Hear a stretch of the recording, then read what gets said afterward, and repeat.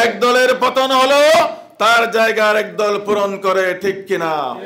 আজকে আপনারা দেখতেছেন সারা বাংলাদেশের উলামায়ে কেরাম আজকে সকল ভেদাভেদ বলে এক সুরে কথা বলতেছেন, কারণ তারা বুঝতে পেরেছেন আল কুফরু মিল্লাতুন ওয়াহিদা, ইসলাম বিরোধী যারা আছে তারা সবাই এক, ঠিক কিনা? এক দলের পতন হলো তার জায়গা আরেক দল পূরণ করে, ঠিক কিনা? বিগত সময়ে আমরা দেখেছি আলেম উলামাদের উপর নির্যাতন করেছে, তারা সত্যের কথা মুখ থেকে বলতে দেয় নাই। বাংলাদেশের শীর্ষ উলামায়ে কেরামকে তারা জেলে দিয়ে নির্যাতন করেছে, ঠিক কিনা? তারা ইসলামের বিরুদ্ধে অবস্থান নিয়েছিল।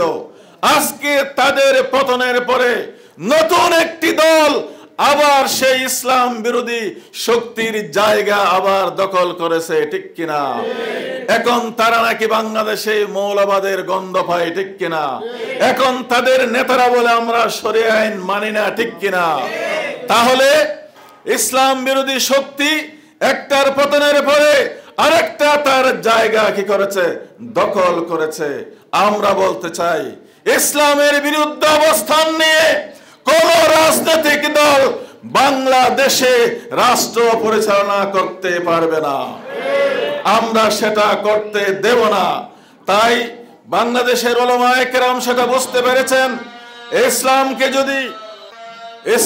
যদি প্রতিষ্ঠা করতে হয় সকল মুসলমানদেরকে, সকল উলামায়ে কেরামকে ঐক্যবদ্ধ হতে হবে। সেজন্য আজকে সমস্ত উলামায়ে কেরাম এক সুরে কথা বলতেছেন। তারা বলতেছেন আমরা সবাই মিলে এই দেশে ইসলামী আইনকে আমরা প্রতিষ্ঠা করব, ঠিক কিনা?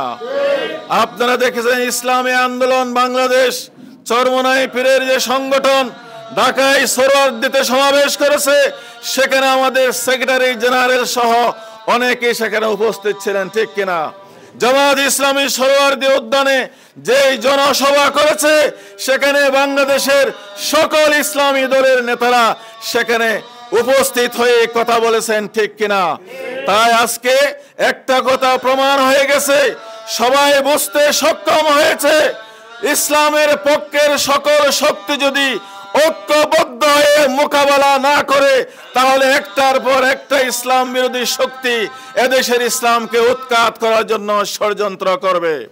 যারা শাপলা ৭০-এর গণহত্যা ঘটিয়েছিল, যারা আলেম উলামাদেরকে জেল এবং ফাঁসি দিয়েছিল, যদি মুসলমানরা ঐক্যবদ্ধ না হয় সেই অবস্থা আবার দুনিয়ায় আবার ফিরে আসবে, ঠিক কিনা? তাই আমরা জানি শাহপুরের দ্বীপের এই এলাকার মানুষ ইসলাম ভক্ত, ঠিক কিনা? তারা ইসলামকে পছন্দ করে, তারা কোরআনকে পছন্দ করে।